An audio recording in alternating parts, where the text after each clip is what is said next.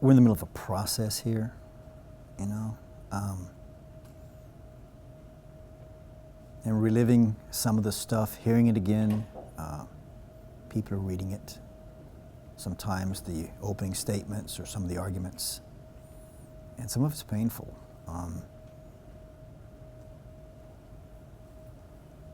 Like the old thing with the Fisher King, the wound that does not heal. I suppose that's always going to be there. Sometimes you get angry. Sometimes you get a little sad. Sometimes you just get numb from sitting through it all.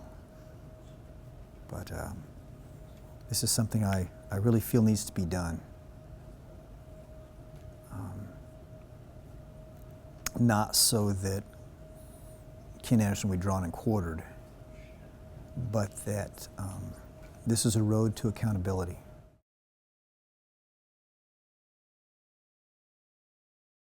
I wanted to assure him that while what's ahead of him may not be pleasant, I don't hold any personal animosity towards him. I don't want to get him, but he has to be aware that there are consequences for our actions, no matter who we are, and that positive or negative, he's going to have to answer.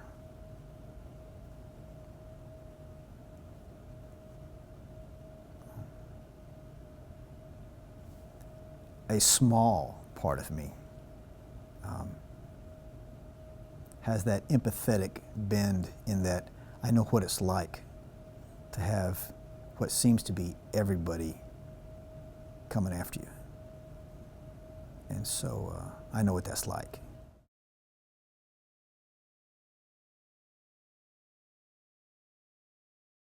I would obviously hope that the judge is held accountable for his actions,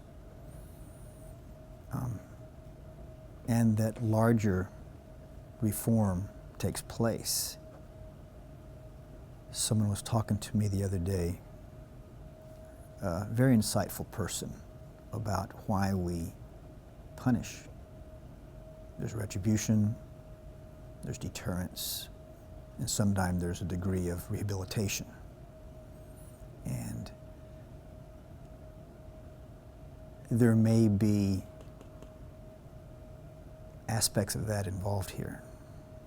And I'm not sure what the percentages are, but we can all see, any observer can see how this can play out for the good.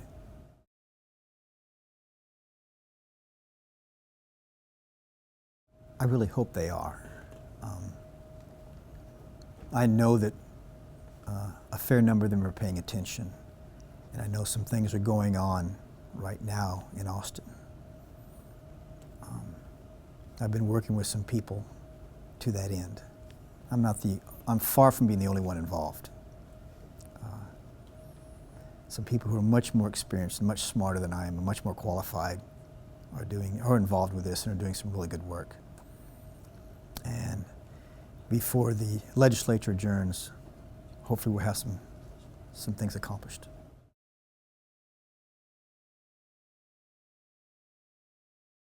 There have been no surprises. I'd seen it before, but it's always a little jarring to see the actual actors there. This has kind of been an odd, inverted existence here with, now I'm on this chair and now he's over there, and the roles are literally reversed. How I was not necessarily able to contain myself sometimes. The voice would crack. That's why I mentioned, the wound that will not heal. You think, okay, I've been through this, it's been a number of years, I've talked about it before, but every time that knife blade twists a little bit in the flesh,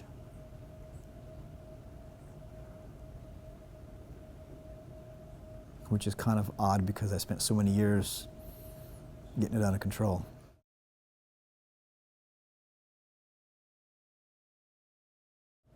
The honest answer is I don't know.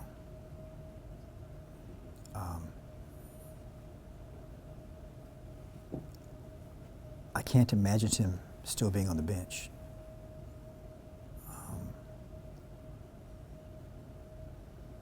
But I have learned to have a little bit of faith in the system from my own experience, despite all the bad, that because of the quality of the people involved, that's what makes it self-correcting. It's only as good as the people involved.